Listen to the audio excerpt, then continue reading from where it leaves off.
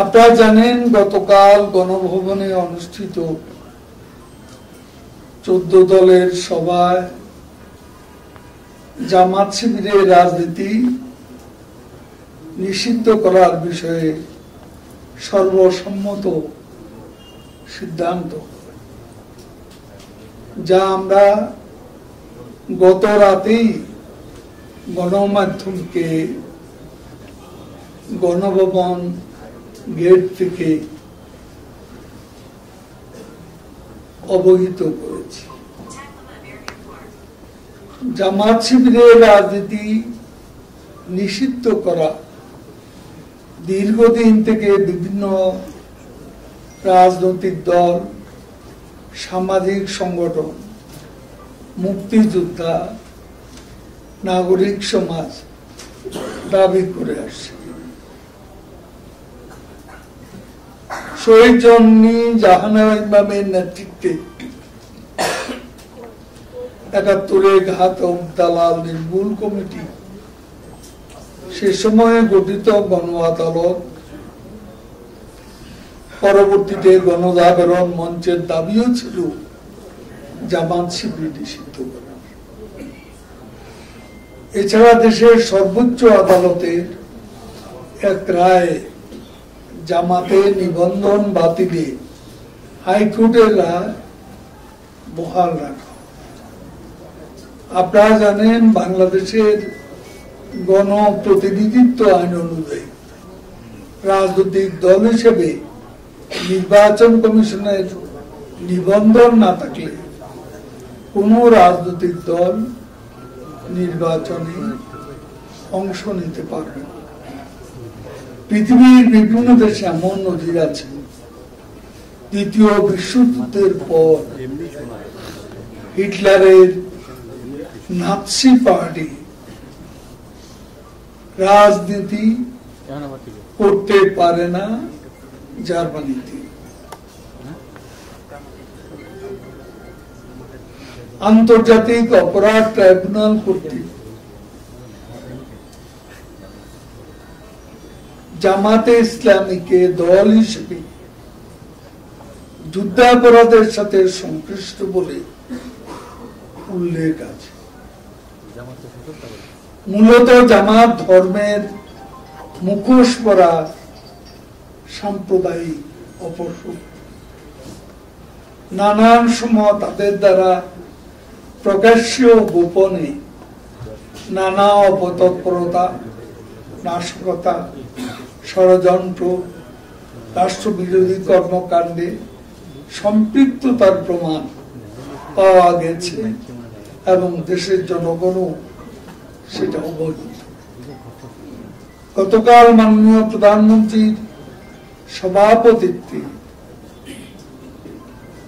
14 দলীয় জোটে তিনি চেয়ারপারসন, সেখানে 14 দলের শরীর দলসমূহের বক্তব্য, তথ্য উপাত্ত বিশ্লেষণ,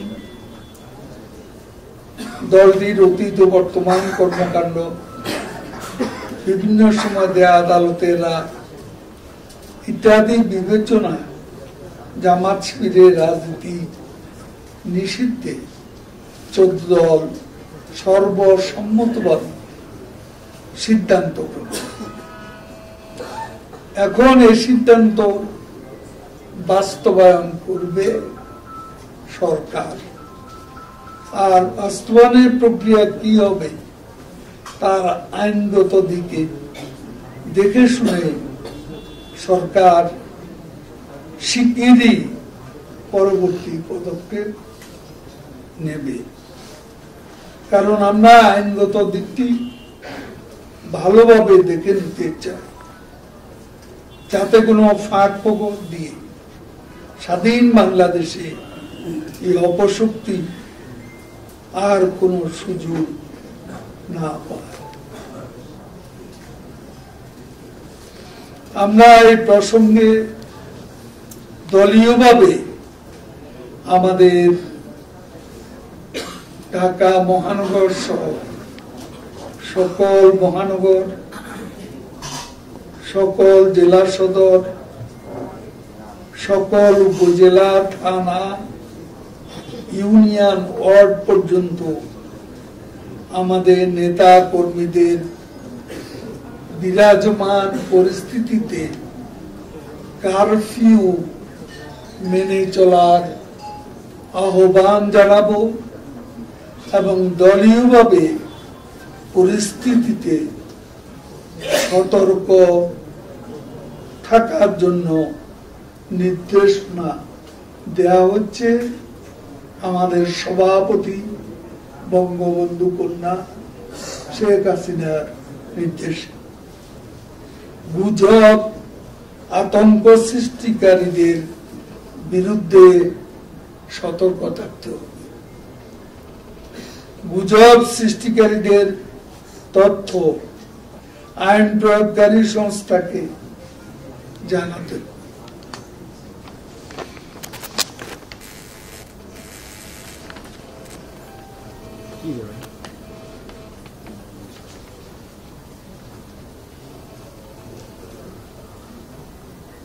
এদিকে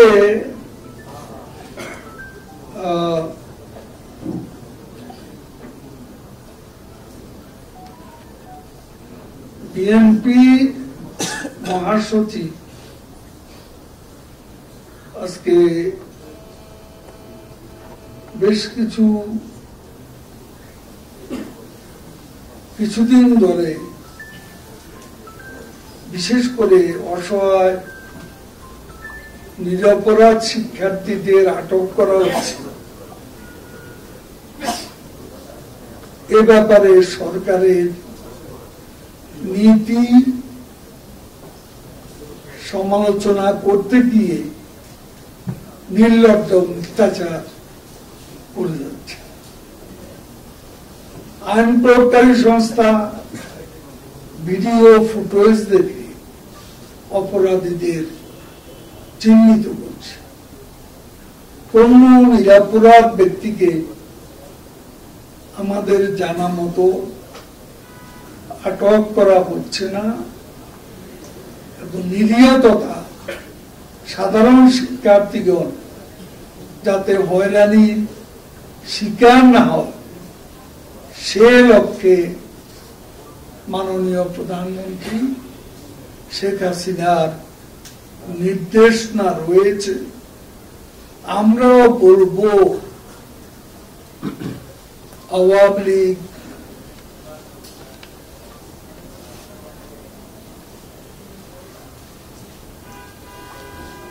বাংলাদেশের স্বাধীনতা ও মুক্তির সংগ্রামে নেতৃত্ব দানকারী প্রতিষ্ঠান আওয়ামী লীগ, আমরা এই দেশে আমাদের আচার আচরণে দায়িত্বশীলতার উপর আমরা গুরুত্ব দিয়ে থাকি।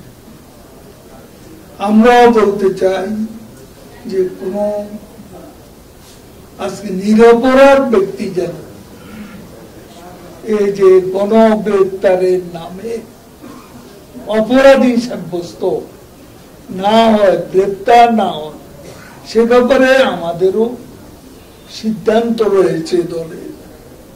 কোন নিরীহ ব্যক্তিকে কোন অবস্থা হ্রাস করা যাবে না।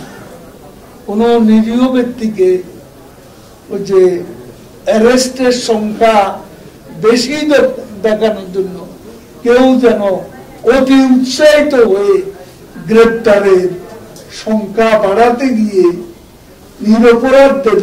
নিরপরাধী অনেককেও জড়িয়ে, এটা যেন কোনো অবস্থাতেই না হয় সে ব্যাপারে আমরা আইন প্রয়োগকারী সংস্থার কাছে, বিশেষ করে মাননীয় স্বরাষ্ট্রমন্ত্রীর দৃষ্টি আমরা এই ব্যাপারে আকর্ষণ।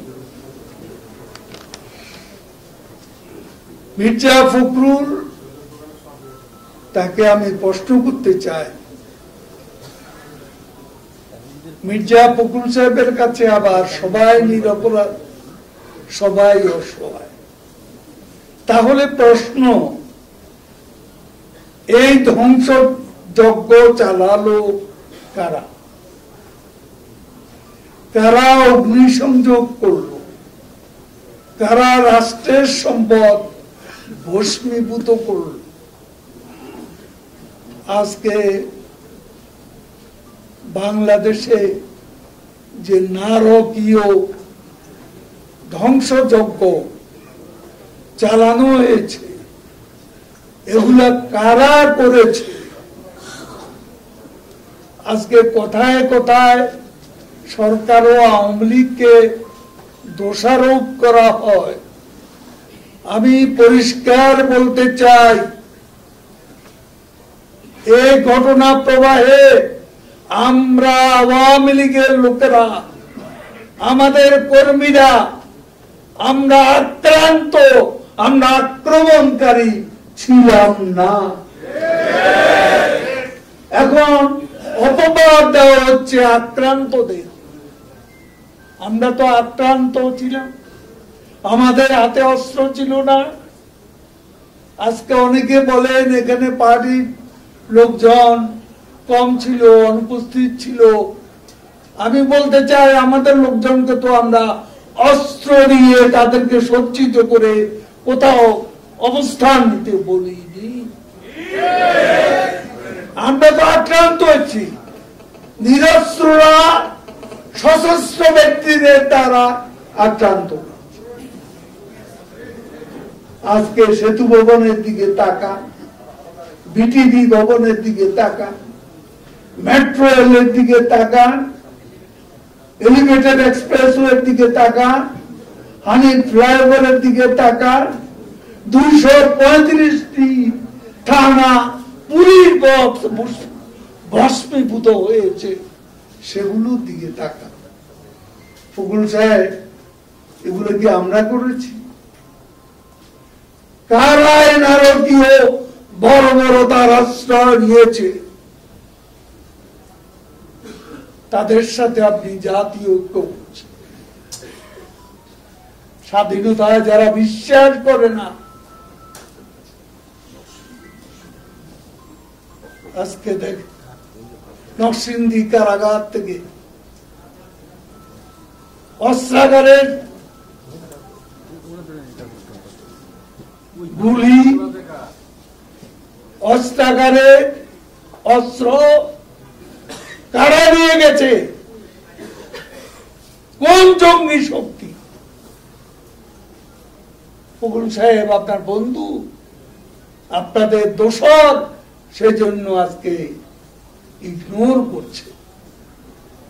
সারা দেশ দেখেছে, জাতি দেখেছে কি করেছেন আপনারা নরসিংদী, কি করেছেন নারায়ণগঞ্জে, কি করেছেন গাজীপুরে, কি করেছেন চট্টগ্রামে।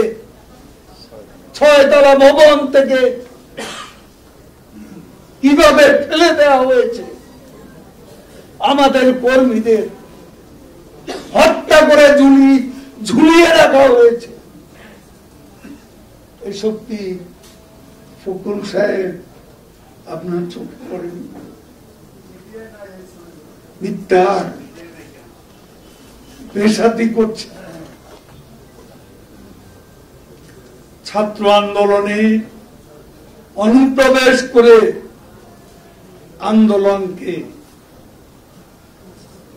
কারা হাজার করলেন, তারা শিক্ষার্থীদের ঢাল হিসাবে ব্যবহার করছে। এই আন্দোলনকে ভিন্ন ধারায় প্রবাহিত করে কারা সরকার পতন আন্দোলনের রূপ দেওয়ার অপচেষ্টা চালিয়ে যাচ্ছে। শুনুন ফখরুল সাহেব, সব তথ্যই আমাদের কাছে আছে। কোথা থেকে নির্দেশ এসেছে, উস্কানি এসেছে, কারা কোথায় কোথায় বৈঠক করেছেন, অর্থ জুগিয়েছে, কোন কৌশলে অর্থ পাঠিয়েছে, সবই আমরা জানি।